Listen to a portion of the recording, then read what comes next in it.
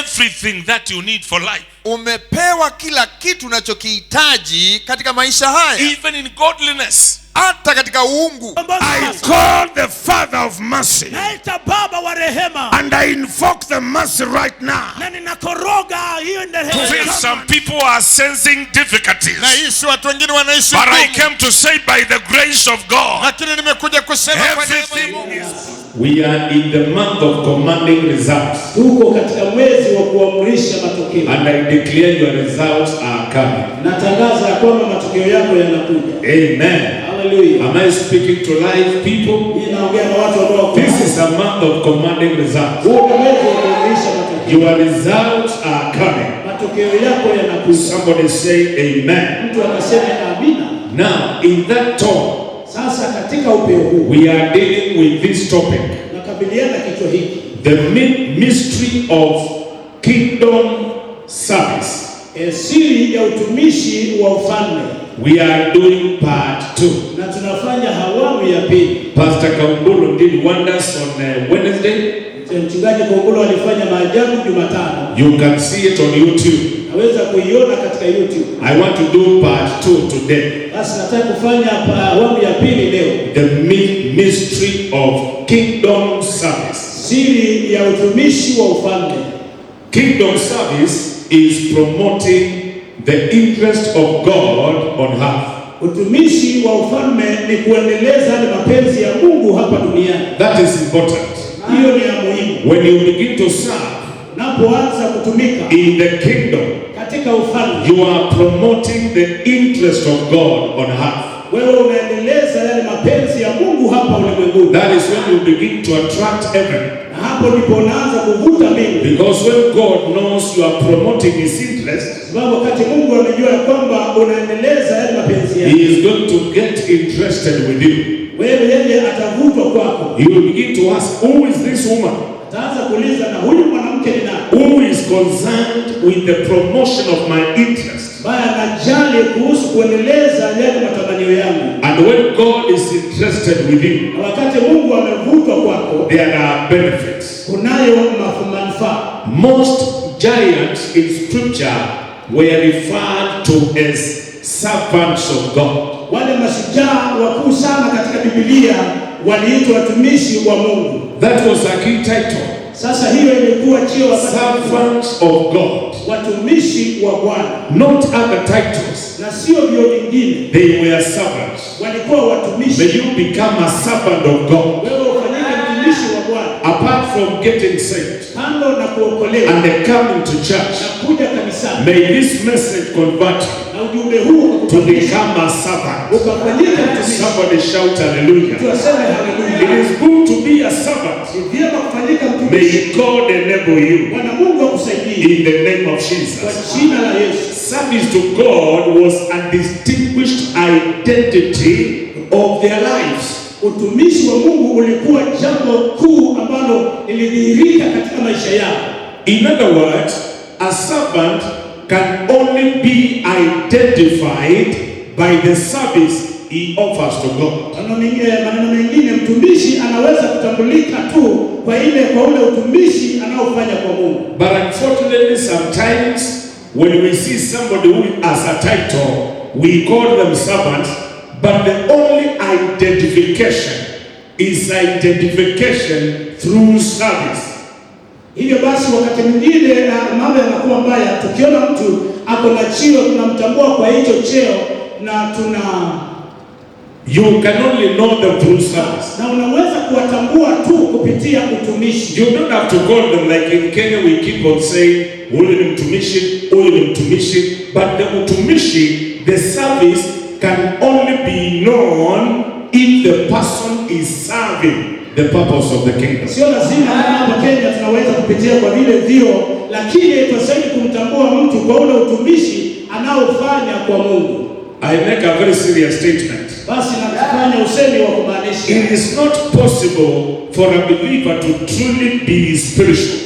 Haiwezekani kwa muumini kuwa wa kiroho. I repeat, it is not possible for a believer to be truly spiritual. Sio rahisi kwa muumini hakika hawe wa kiroho and fail to serve.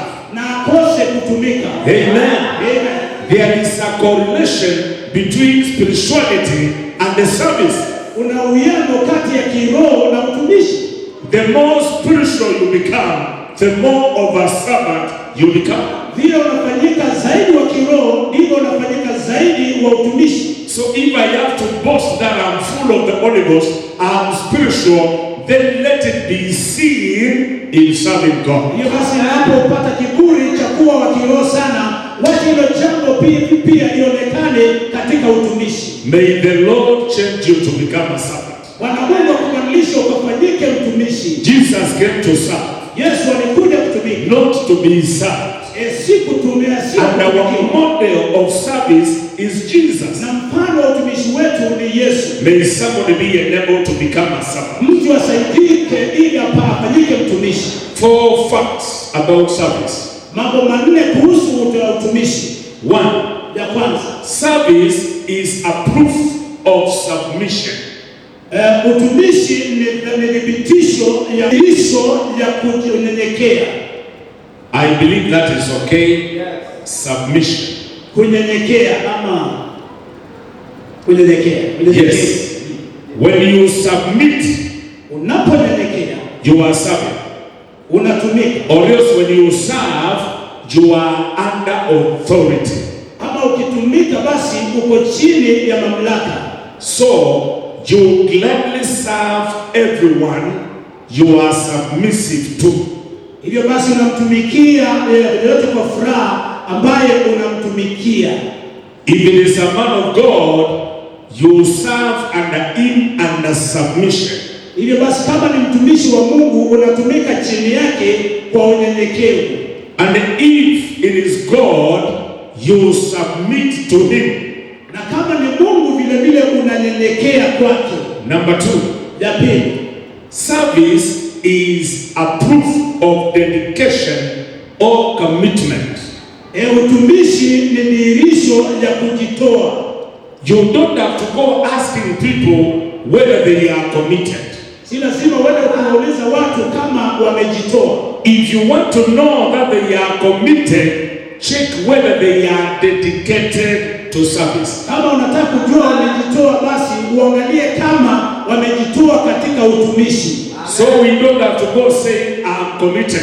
Hivyo basi hatuna haja ya kwenda tukisema kwamba mimi nimejitoa. We see it in service. Tunaiona katika utumishi. Those who came to serve today, Wale ambao walikuja kutumika leo, you are already committed.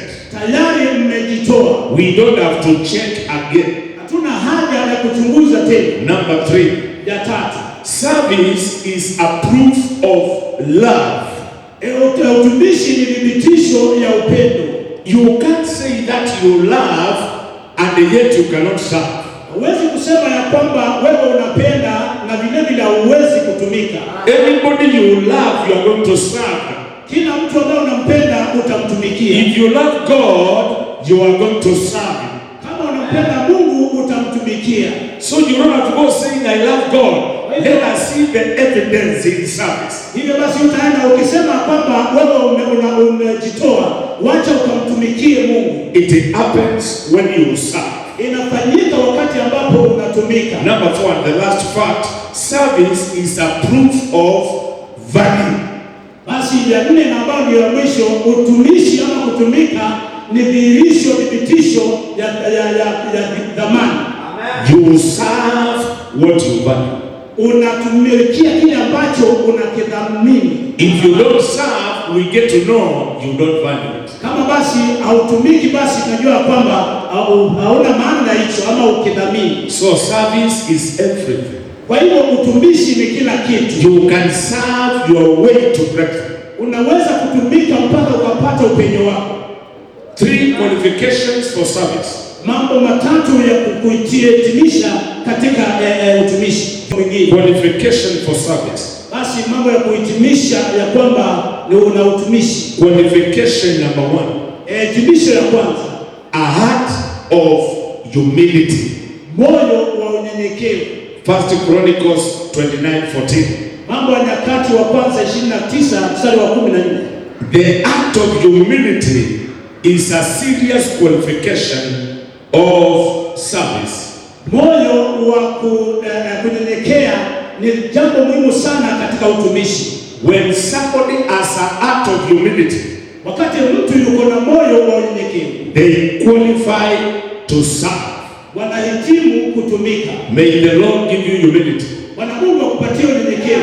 Humility is another topic altogether. Unyenyekevu ni kitu kingine chote. But when you are humble, you are accepted before the Lord. Lakini wakati wewe ni mnyenyekevu, unakubalika mbele za Mungu. May the Lord give you humility. Bwana Mungu akupatie unyenyekevu. Amen. Amen.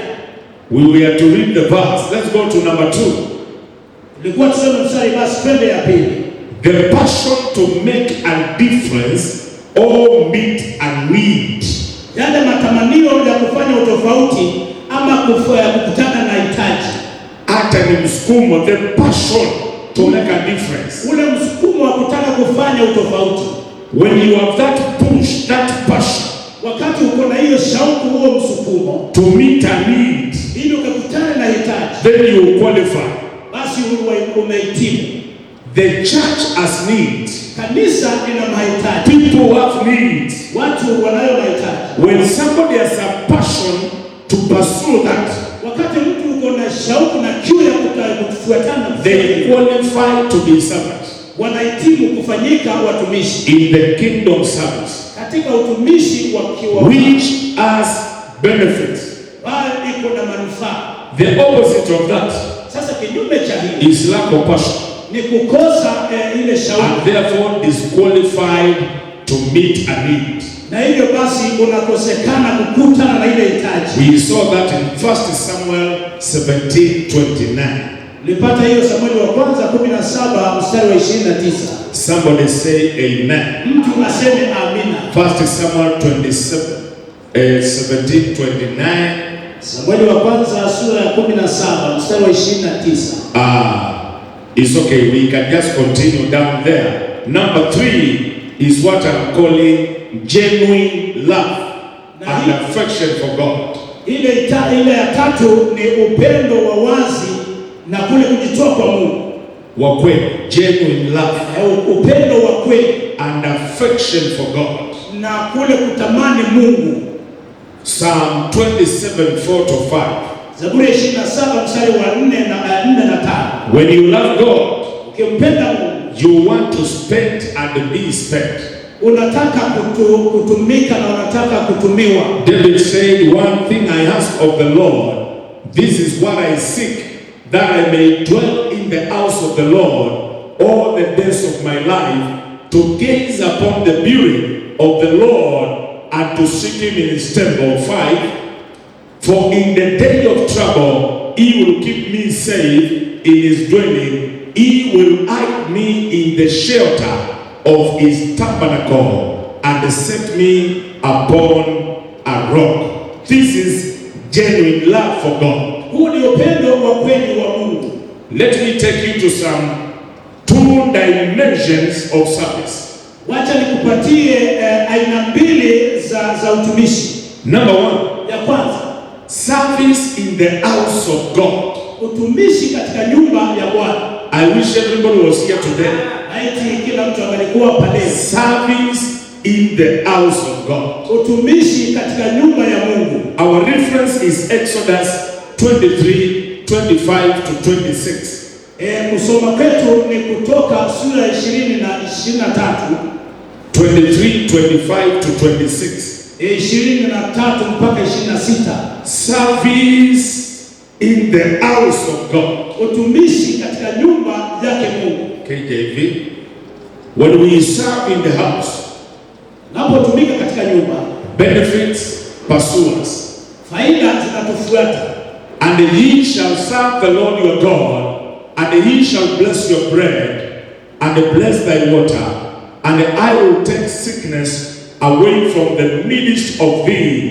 When you serve the Lord, 1, he will bless your bread and water. Basi ukimtumikia Mungu, jambo la kwanza ni kwamba atabariki chakula chako na maji yako. Yes, your food will be blessed. Chakula chako kitabarikiwa. And take away sickness from you. Na aondoe magonjwa kutoka kwako. 26. 26. The Bible says, Ndio nasema, there shall nothing cast their young. In other words, none will miscarry. Basi maneno mengine kwamba hakuna ambaye ataafya, Nor be barren. hakuna kuwa tasa. Productivity is promised when we serve in the house. Basi kuzaa kunaidiwa wakati ambapo tunatumika katika nyumba. And number 5, the number of your days will lie fulfilled. Basi na 5 nasema kwamba na siku za miaka yako nitaongeza. You will not die prematurely. Wewe hutakufa kifo cha mapema. Listen to me, somebody. Nisikilizeni mtu. These benefits can only come Haya manufaa tu yanaweza kuja when you know that you are not coming to help the pastor only. wakati ambapo unajua ya kwamba huji tu kumsaidia mchungaji peke yake. I have seen people who pity the man of God. Nimeona watu ambao wanamhurumia mtumishi wa Mungu. Say that let me just use my knowledge on the camera so that I can sympathize with this man. Wakisema wacha nitumie ule ufahamu wa kamera ili msaidie huyu mtumishi wa Mungu. You may never reap the benefits. Inawezekana kuwa hutavuna yale manufaa. But when you have a passion to serve in the house, lakini wakati ambapo uko na msukumo wa kutumika katika nyumba, promoting the interest of God on earth, kuendeleza mapenzi ya Mungu hapa duniani, contributing positively to the advancement of the kingdom, ukichangia vyema katika kukuza ufalme wa mbingu, you attract the attention of God. wewe unamvutia Mungu. May you start now finding, Na sasa kutoka leo uanze kutafuta, what can I do in the house? mimi naweza kufanya nini katika nyumba? Listen to me. Nisikilize. Church attendance is not service. I don't know. Sasa kuhudhuria kanisa hiyo si utumishi. Attending only is a normal activity. Kuhudhuria tu peke yake hiyo sio jambo, sio utumishi. But going an extra mile, Lakini kuchukua hatua zaidi, cleaning the toilet to advance the kingdom, kusafisha vyoo ili uendeleze ufalme, cleaning the church to advance the kingdom, kusafisha kanisa ili kuendeleza ufalme, serving in the technical team to advance the kingdom, kutumika katika vyombo ili kuendeleza ufalme, service in worship, utumishi katika ibada, identifying something to do, helping the needy, kutafuta kitu cha kufanya, hata kuwasaidia wale ambao kuna mahitaji, identifying your gift so that you can use it for service. kutafuta kipawa chako ili ukasaidia katika utumishi. When you do that, Ukifanya hivyo, you are now advancing the kingdom. sasa unakuza na kuendeleza ufalme. You know, when you are blessed alone and you cannot bless another person, you are not advancing. Unajua wakati ambapo umebarikiwa peke yako na ubariki mtu mwingine, unajua ya kwamba auendelezi ufalme. And the servants are not pastors only. Na watumishi sio wachungaji pekee. Anybody in this house, Yeyote katika nyumba hii, the greeters out there, wale ambao wanasalimia wengine the pale, protocol team, wale watu wa protocol. if you take the Bible of the pastor, Kama unamchukulia mchungaji Biblia, if you serve water in front, ukitoa maji, ukipatiana maji hapa mbele, if you identify something to do, ukitafuta kazi ya kufanya, if you arrange the seats, kama unapanga viti, if you pay the bills of the church, ama ukilipa zile gharama za kanisa, you are now serving the Lord. sasa unamtumikia Bwana. May the Lord give you grace Bwana Mungu akupatie neema, to identify something in the house utafute kitu katika nyumba and do service inside the house. na ufanye utumishi ndani ya nyumba. Somebody is saying, Mtu anasema, Reverend, these guys don't allow us to serve. Reverend, hao watu waturuhusi tukafanya kazi. We have no structure of service. Hatuna mpangilio wa ibada wa utumishi. Identify somewhere. Wewe tafuta mahali, Even if it does not require some skill, hata kama hahitaji maarifa fulani. identify something to do. Wewe tafuta kitu ufanye. Take care of the children ministry. Chukua katika utumishi wa watoto. Ensure some that people wash their hands. Hakikisha kwamba watu wameosha mikono. Help the people Wasaidie watu and advance the kingdom. na endeleza ufalme. Make somebody comfortable. Fanya mtu atulie. Make somebody happy. Fanya mtu awe na furaha. Amen. Amen. Meet somebody and encourage them. Kama mtu na mtie moyo. Tell them I'm happy to see you. Waambie nina furaha kukuona. Not starting another group which is doing something against. Sio kujiunga na kundi kingine ambacho kinafanya mambo kinyume. But doing service in the kingdom. Lakini unajua kufanya utumishi katika ufalme. You may never have known. Inawezekana kuwa if you can meet somebody out there, kama unaweza kukutana na mtu pale, tell them I have seen you for 2 Sundays. Waambie nimekuona kwa majuma mawili. I encourage you, Jesus loves you. Na kutia moyo, Yesu anakupenda. What prayer item do you have? Sasa unahitaji ya maombi gani? The person is going to feel touched. Huyu mtu atahisi ya kwamba ameguzwa. How many people come to church once and they don't come again? Watu wangapi wanakuja kanisani mara ya kwanza na warudi wapotee? Nobody bothers about them. Hakuna mtu anawajali. Nobody is serving them. Hakuna mtu anawatumikia. Everybody is busy with their own thing. Kila mtu anashikana mambo yake. The choir is busy. Kwaya wanashikana. The pastor is busy. Hata mchungaji anashikana. The technical team is busy. Watu wa vyombo wanashikana. The women are busy with women ministry. Hata wanawake wameshiwa. Sunday school teachers are busy. Walimu wa Sunday school wameshikana. Protocol team is busy with meetings. Watu wa protocol wanashikana mambo yao. Evangelism team has another meeting there. Na evangelism wanakutana, wanapanga mambo ya mikutano. The poor fellow who came looking for somebody to embrace them. Huyo mtu ambaye kuna mahitaji aliyekuja na kutafuta mtu wa kumpokea. They come twice and they are not involved anywhere. Wanakuja mara moja na washughulika waingizi katika mahali popote. If they met a servant, kama wangekutana na mtu and they were introduced, na wakatambulishwa, they were encouraged, walitiwa moyo, and they told brother you matter here, na wakaambiwa mpendo ni wa maana, sister you matter here, dada ni wa maana. this is a house for all people. Hii nyumba ya watu wote. They will come again and come again, Watakuja tena na vile and they will tell you they have never seen this love. na watakuambia tuja wewe na upendo wa aina hii. A brother came to this church sometimes back, Pendo mwingine akaja hapo kanisa hili wakati mwingine uliona. and I called him after 3 weeks. Na nikamwita baada ya majuma matatu. I sat him down. Nikamketisha chini. I did not ask him personal questions. Mimi sikumuuliza mambo ya binafsi. I told him I wanted to fellowship with you Nikamwambia nataka kuwa na ushirika na wewe. and to pray with you. Na niombe na wewe.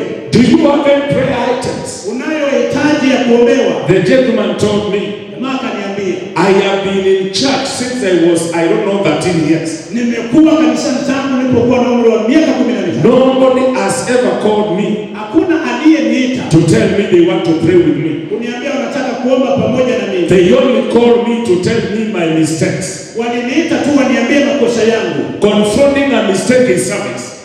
Kukabiliana na makosa katika hii. Go and read about Phineas. He confronted, some immoral act in church. Enda ukasome kuhusu Phineas, aliyekabiliana na watu ambao walikuwa ni wazinzi katika hekalu. But there are other things you can do, Lakini kuna mambo mengine ambayo unaweza kufanya. especially encouraging others. Sana sana kuwatia wengine moyo. Somebody look around the church. Mtu tazama hapa maeneo ya kanisa. If you see somebody you don't know, lift up your hand. Kama unaona mtu ambaye humjui basi inua mkono wako.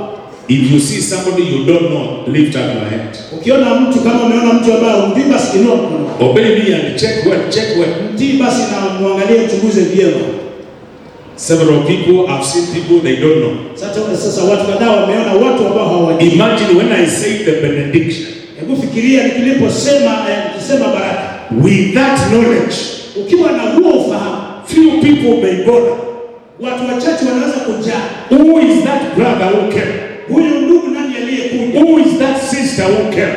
Dada huyu nani aliyekuja? That is kingdom service. Sasa huo ni utumishi wa ufalme. If you can know somebody from today, Kama unaweza kujua mtu kutoka leo, know where they come from, na ujue wanatoka wapi, invite them, na ualike, exchange their contact. na mpatane yale mawasiliano. And the church, this ground is fertile for that. Na kanisa hii sehemu ama eneo hili linatudozunga kwa jambo hili. There is no single service here where everybody who comes here is known. We must have straight faces. Hakuna ibada moja hapa ambapo kila mgeni ambaye anakuja anajulikana. Lazima tuwe na wageni. Suppose we took advantage of that. Labda kama tungechukulia maanani jambo hilo, there will be no sitting space in this house. Hakungekuwa na mahali pa kuketi katika nyumba hii. Can we become a church, a fellowship? Naweza kufanyika fellowship, shirika. Hallelujah. Amen. That is kingdom service. Sasa huwa ni utumishi Where we are concerned about one another. pale ambapo tunajali mahitaji yule mwingine. Not only looking for mistakes, Sio kutafuta makosa, but being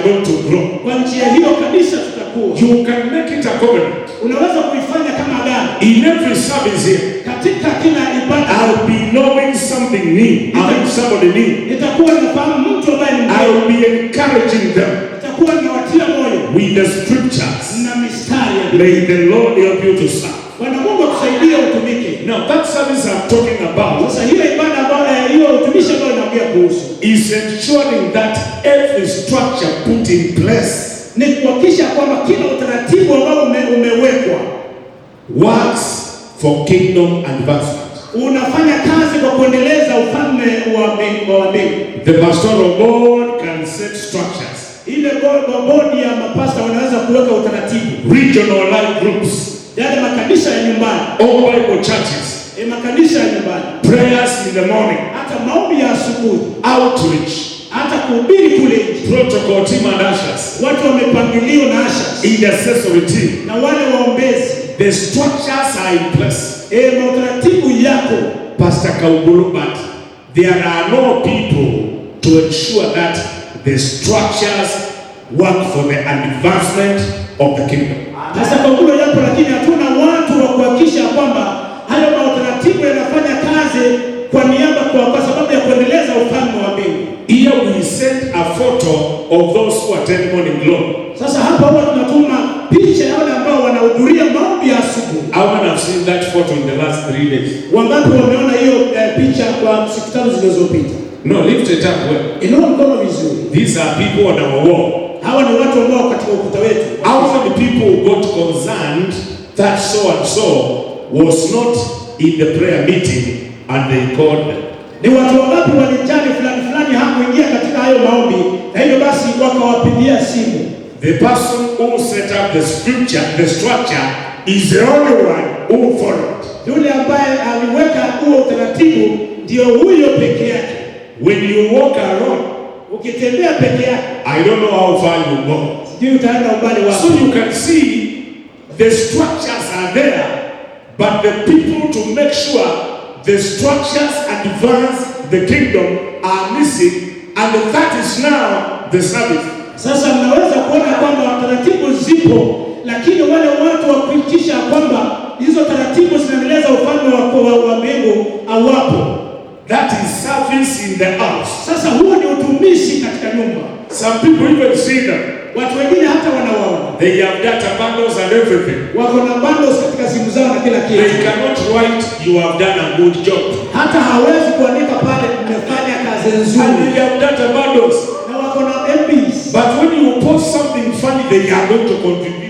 Lakini ukituma kitu cha nyeushesi pale basi watachangia. Kingdom service, service in the house. Utumishi wa ufalme, utumishi katika nyumba. Somebody say amen. Tunasema Learning to encourage one another. funza kutia moyo mmoja na yule mwingine. I may not expect somebody to come 70 kilometers for morning glory, but there are people around who can do it very well. Naweza kukosa kutarajia mtu atoke kilomita 70 haje kwa maombi ya asubuhi, lakini yule mtu wa karibuni anaweza kuja. Ensuring that every structure put in place works for kingdom advancement. Kuhakikisha kwamba kila utaratibu uliowekwa basi unafanya kazi kuendeleza ufalme. Every structure. Kila utaratibu. A couple's meeting. Mkutano wa ambao wameoana. Kiswahili ni ngumu. A couple's meeting. Ule mkutano wa walioana. The structure is there. Sasa utaratibu upo. Make sure it works for the advancement of the kingdom. Hakisha kwamba unafanya kazi kwa kuendeleza ufalme. You can buy all these TVs and everything, Unaweza kununua hizi TV zote na kila kitu. but ensure they work for the advancement of the kingdom. Lakini hakisha kwamba zinafanya kazi kwa kuendeleza ufalme wa Mungu. That is what we call subscription to the agenda of God. Hiyo ndio kujiandikisha ama kujiweka katika ile agenda ya kiungu. You subscribe Wewe unajiandikisha to pale. the agenda of God. Unaitikia ile agenda ya When you Mungu. subscribe to the agenda of God, Unapojiingiza katika hiyo agenda, God is going to be concerned about your issues. Mungu atajali mambo yako. There is a way you live, you compel God to get involved. Kuna njia unaweza kuishi, unamlazimisha Mungu kwa mambo yako. You test his integrity. unajaribu uadilifu wake until he is compelled to get involved in your affair. mpaka anasukumika kwa lazima anajali mambo yako. May the Lord help you Bwana Mungu akusaidie to get involved. kuingililia. You can serve to your brethren. Unaweza kutumika mpaka ukapata upenyo wako. You can serve to your productivity. Unaweza kutumika mpaka ukapata mazao yako. And I want you to ensure that your energy is accounted for. Na ningependa uhakikishe kwamba ile nguvu yako unatoa hesabu kwake. Kwa That sababu is ya- not a simple statement. Sasa huo sio semi wa rahisi. Can God account for your energy? Mungu anaweza kutoa hesabu kwa nguvu zako. You are energetic. Wewe unazo nguvu. You are knowledgeable. Wewe una ufahamu. You are a mama. You've brought up your children well. Umewalea watoto wako vyema. Stella, can you transfer? Stella is one of the members here. Can you transfer the knowledge that you have helped your many children to become successful? Can you transfer that knowledge and skill to the church, and the same with your family? You are going to identify 10 young adults, and whatever you did to your children, you do it to them. You follow them on phone. You call them every week. You meet them every Sunday until you see them succeed like your children. Can you account for your energy? Amen. Hallelujah. Toa hesabu ya nguvu zako. Can you transfer that? Sasa ukahamishe hizo nguvu. Some of you have extra energy, Wengine wenu mko na nguvu zaidi, but it needs to be accounted for. lakini inastahili kutolewa hesabu. If you can transfer all of it here, Kama unaweza kuihamisha yote hapa, service in the house, utumishi katika nyumba, let me tell you, you can change everything. wacheni niwaambie ya kwamba mnaweza kubadilisha kila kitu. The church can be run like a corporate society, like a business center. The knowledge you have in business, you can bring it here and productivity increases. Ule ujuzi unaokuwa nao katika biashara yako unaweza kuuhamisha hapa kanisani na ukapata manufaa na matokeo katika kanisa. Just here in the house. Hapa katika nyumba. Please account for your energy. Tafadhali toa hesabu ya nguvu zako. May the Lord help you. Bwana Mungu akusaidie. Another scripture is Job 36:11. Mstari mwingine Yohana 36 mstari wa 11. Job Ayubu 36:11 36 mstari wa 11. talks about obedience and service. Inaongea kuhusu kutii na huduma. If they obey and serve him, they shall spend their days in prosperity and their years in pleasures. Ayubu 36, acha nifungue nisome. Na mstari wa 11 inasema ya kwamba kama wakisikia na kumtumikia watapisha siku zao katika kufanikiwa na miaka yao katika furaha. If they obey and serve, Kama watatii na kutumika, they shall spend their days in prosperity watatumia siku zao katika ufanisi and their years in pleasures. na hata miaka yao katika mambo mazuri. Hapo imeandikwa nini? Hapa ni kufanikiwa Yes, ni sawa tu. Katika kufanikiwa. katika ufanisi. You know, you spend your days, not a day. Unatumia siku zako, sio siku moja. I'm not saying prayer here. Mimi hapa sioni maombi. Kabula, you are not saying pray you are to spend your days in prosperity. Kabla sioni ati muombe ili mtumie siku zenu katika. But when you serve him Lakini ukimtumikia and you obey him, na ukimtii, even before you tell him in prayer, hata kabla hujamwambia katika you shall begin to prosper. wewe utaanza kufanikiwa. So prosperity is found in obedience and service. Kwa hivyo basi ufanisi unapatikana katika kutii na utumishi. You will also spend your days in kufanikiwa, in pleasures. Vile vile utatumia miaka yako na siku zako katika May kufanikiwa. the Lord help you to serve. Bwana Mungu akusaidie kutumika. I am learning serious secrets. Mimi ninajifunza siri za kumaanisha. That is why nowadays we are calling them mysteries. Na ndio sababu siku hizi tunaziita siri. This thing is hidden. Hiki kitu kimefichwa. Job 36:11 is hidden. Ayubu 36 mstari wa 11 It is something you need to identify. ni kitu ambacho unastahili kutafuta. If you obey and serve, Wewe ukitii na kutumika, where do you spend your days? unatumia siku zako wapi? In prosperity. Katika today mtu afanikiwe leo because of serving the Lord. kwa sababu ya May kumtumikia you Bwana. prosper financially Ukafanikiwa kifedha because of serving the kwa Lord. sababu ya kutumikia May Bwana. you prosper physically Ukafanikiwa because kiasi of serving the kwa Lord. sababu ya kutumikia May Bwana. you prosper in the family Ukafanikiwa katika familia because of serving the kwa sababu Lord. ya kutumikia May Bwana. you prosper in your place of work Ukafanikiwa mahali pako because of serving the kwa Lord. sababu ya kutumikia Bwana. Obedience and service Utii na utumishi equals prosperity. ni sawasawa na I pray for prosperity today ninaomba kwa upon ufanisi everybody under our juu voice. ya kila mtu In aliyeshika the sauti mighty name of kwa Jesus, jina kuna Yesu. whom the prosperity is found in service. Ule ufanisi unapatikana katika utumishi. I pray that I raise more servants now. Naomba ili nikainua watumishi wetu. Hallelujah. Amen. Service, service, service. Utumishi, utumishi, utumishi. Kingdom service. Utumishi wa ufalme. We serve to our prosperity. Tunatumika We ili serve to open doors. tunatumika ili We serve to breakthroughs. tunatumika We serve to promotion. tunatumika And it gives you prosperity. kupatia ufanisi. May the Lord help us. Bwana Mungu atusaidie. I will never be tired. Mimi sitawachoka. I will serve Him Nitamtumikia all the days of my life. siku zangu zote za In maisha. Job 36:11 is true. Kama Ayubu 36 mstari wa 11 ni kweli. Somebody here will prosper. Mtu hapa atafanikiwa. You have to come out of the crowd. Lazima utoke katika kusanyiko la watu. The crowd is asleep. Makusanyiko yamelala. The crowd is complaining. Umati unanung'unika. The crowd is backbiting people. Makusanyiko yanasemenya watu. We are coming out of the crowd. Tunatoka katika letu. The crowd is looking for pay in the house of God.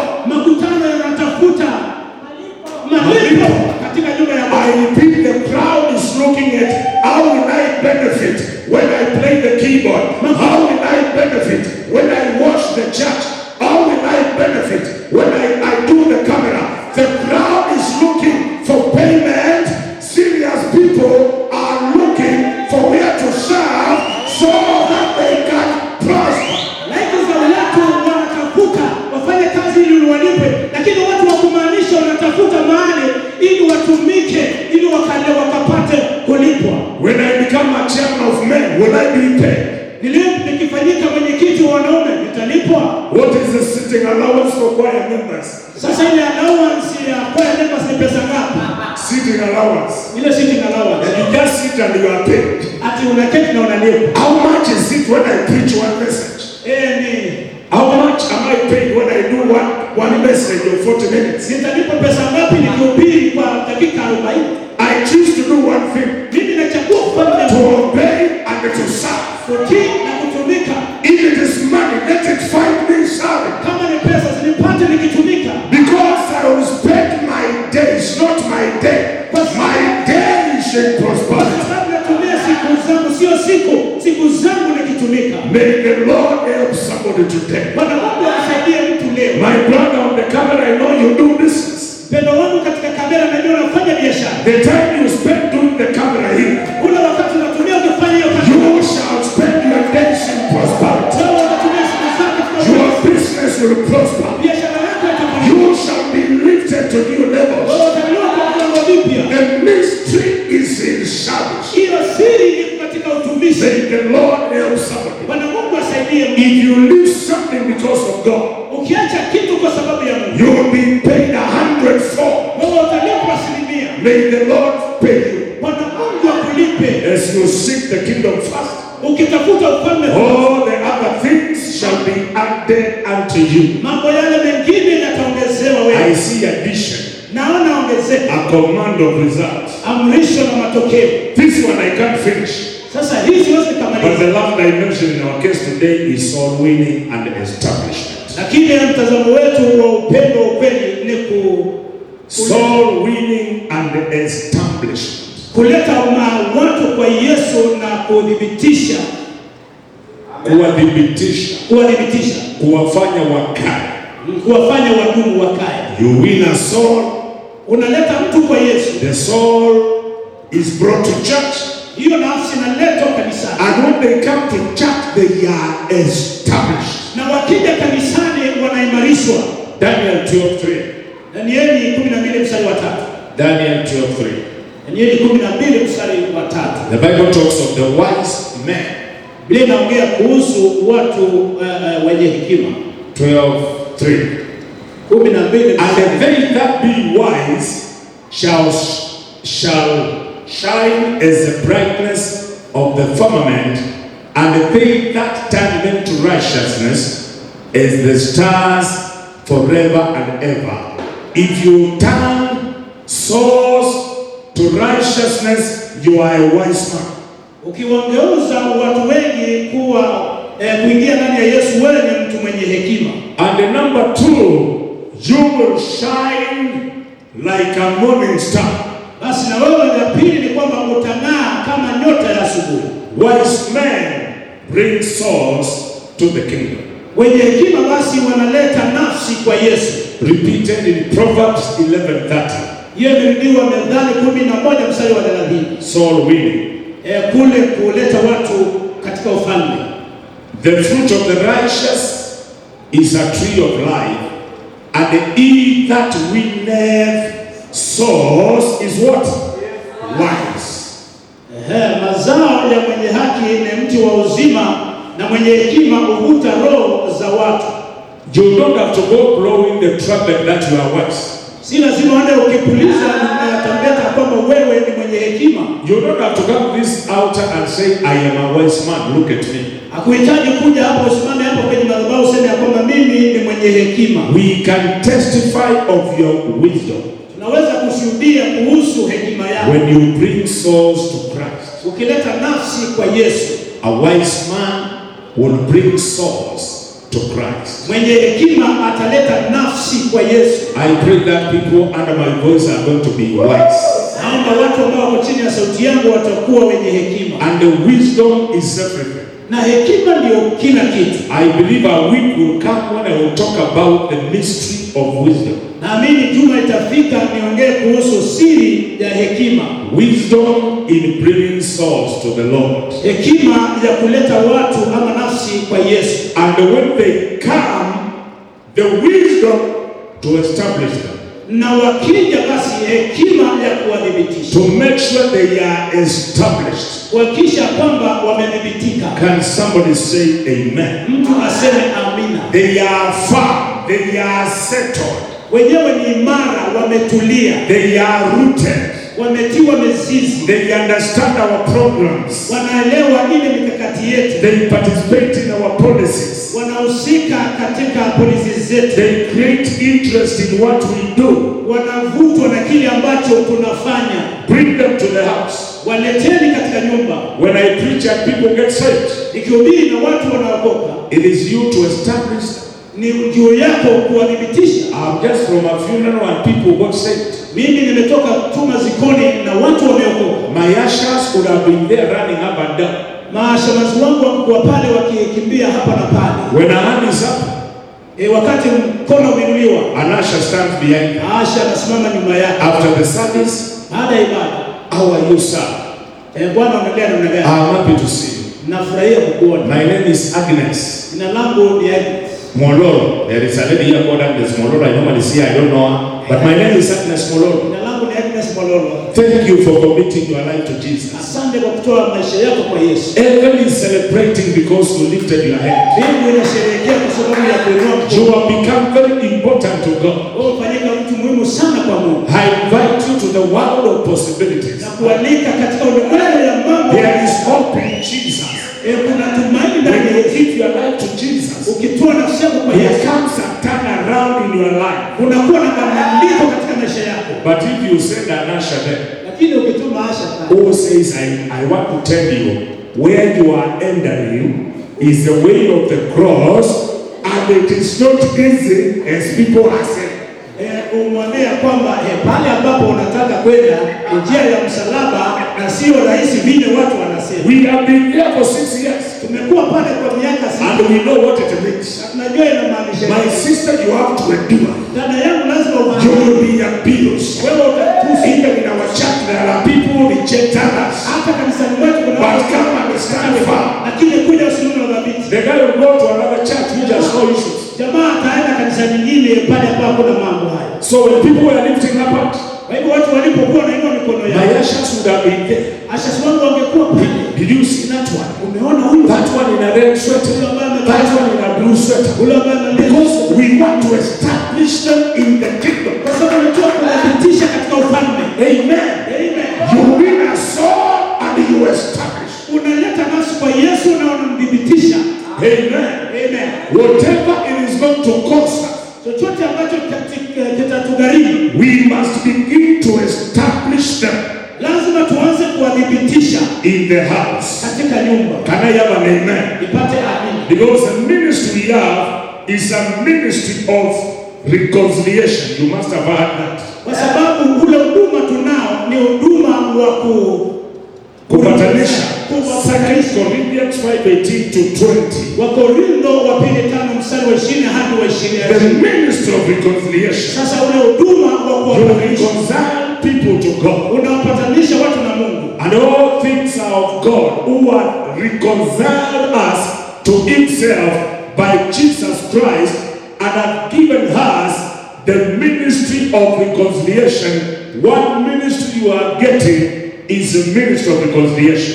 Mstari wa 10, lakini vyote pia Just leave it. 19. 19. To will that God was in Christ, reconciling the world unto him, not imputing their trespasses unto them, and hath committed unto us the word of reconciliation. Somebody align the word of reconciliation. You have the ministry of reconciliation and the message of reconciliation, the word. You have the word yourself. unayo huduma ya kupatanisha, vile vile unayo neno ya upatanisho. Two things. Mambo mawili. The ministry Huduma and the word. na neno. The word. Neno. Look at this verse. Hebu tazama mstari huu. To wit that God was in Christ, reconciling the world unto himself. Jesus was reconciling the world unto himself. Basi Yesu alikuwa anapatanisha ulimwengu naye mwenyewe. Not imputing their trespasses unto them. Asiwahesabie makosa yao. Hey, sikiliza wewe. You know, reconciling them to God. Akiwapatanisha na Mungu. Not imputing, not, putting a burden of their trespasses unto them. Asiwawekee mizigo ya makosa yao. What about us today? Na sisi leo namna gani? We take their mistakes. Unachukua makosa yao. This brother does not pay debt. This brother does not love people. Huyu ndugu hapendi watu. And we take the entire basket and put it on him. Na tunachukua hicho kikapu kizima tunawekelea juu yake. Jesus did not do that. Yesu hakufanya hivyo. I have ever done a crusade and prayed for people. Nimewahi fanya crusade pale na nikaombea watu. And a team of brothers came to me. Na kikundi cha wapendwa ikaja kwangu. They told me this one cannot come to church. Akaniambia huyu hawezi kuja kanisani. We know him very well. Tunamjua kweli kabisa. Matthias is a witness of such stories. Matthias ni shahidi wa story kama hizo. Whom did you pray for? So and so was among them. Uliombea nani? Fulani alikuwa. That one, forget about it. Huyo sahau habari yake. But we have a word. Lakini tunayo neno. And a ministry Na huduma of reconciliation. wa upatanisho. We are different from them. Sisi tofauti na wao. If it never worked for others, Kama ikufanyika kwa wengine, it worked because of Christ. itatendeka kwa sababu ya Yesu Kristo. Somebody say amen. Mtu aseme amina. The teaching was longer, but we can't proceed from there. Funzo ilikuwa refu lakini hatuwezi endelea mpaka hapo. We have to close this session. Lazima tufunge sehemu hii. Stand on your 2 feet. Basi simama. Let us now begin to pray. Wacheni sasa tuanze kuomba. A simple prayer. Maombi rahisi. Lord, make me a servant. Bwana nifanye mtumishi. A servant in the kingdom. Mtumishi katika ufalme. To serve in the kingdom. Nikatumike katika To ufalme. be a servant. Niwe To mtumishi. be a servant. Niwe mtumishi. Can I hear somebody pray? Sikia mtu akiomba. Father, make me a servant. Mungu nitengeneze. Father, make somebody a servant. Fanya mtu mtumishi. Make our listener and our viewer a servant. Fanya wasikilizaji watangazaji wetu to wazazi wetu serve in the kingdom. watumike katika ufalme. Make them to serve in church. Fanyike watumishi, Make them to serve and bring people to the kingdom fanya watumike, walete watu katika and establish them. na In the wathibitishe mighty name of Jesus. jina kula Yesu. Help us to revive our skills Tusaidie ili tufanye in upya this business of kingdom service. katika shughuli ya In ufalme the mighty name of Jesus. katika jina kula Yesu. Help us, O Jehovah God, Tusaidie ewe Mungu and give us grace. na tupatie neema. We thank you, we honor you. Tunakushukuru na kuheshimu In Jesus' name we kwa pray. jina la Yesu tunaomba. Somebody give the Lord a hand. Mtu apige Yesu mkono. Amen. Amen. You don't require me to lay hands on you. Hauhitaji mimi nikuwekee mikono. Begin to do those two dimensions of service. Anza kufanya mambo mawili ya utumishi. God opening another chance, we are going to flow. Mungu akitumefungua wakati mwingine tutatiririka. May God help you. Na Mungu akusaidie. Connect to this grace now by giving an offering. Unganika na hii neema kwa kutoa sadaka. We have team numbers there and the M-Pesa number. Tuna till number na M-Pesa number. Those who are around can also give physically, Wale ambao wako hapa mnaweza kutoa and God is going to bless you. na Mungu atawabariki. I want to pray for the offering. Sasa nataka kuombea sadaka. Lift it up, Father, in the name of Jesus. Niwajue Baba kwa jina la I Yesu. thank you for this offering. Na kushukuru kwa sababu ya We sadaka. are giving it by faith Naitoa kwa imani that we are connecting to this grace. kwamba tunaunganika na neema. Lift somebody tonight Inua mtu jioni because of this offering. kwa sababu ya sadaka. In Jesus' name I pray. Jina la Yesu ninaomba. Somebody drop your offering Mtu lete sadaka yako and God is going to bless you. na Mungu atakubariki. Thank you, those who are far away. Asanteni wale ambao wako mbali. Thank you for believing in us Asanteni kwa kutuamini and connecting in this ministry. na kuunganika na huduma huu. May the Lord enable you Na Mungu akuwezeshe and give you grace. na akupatie neema.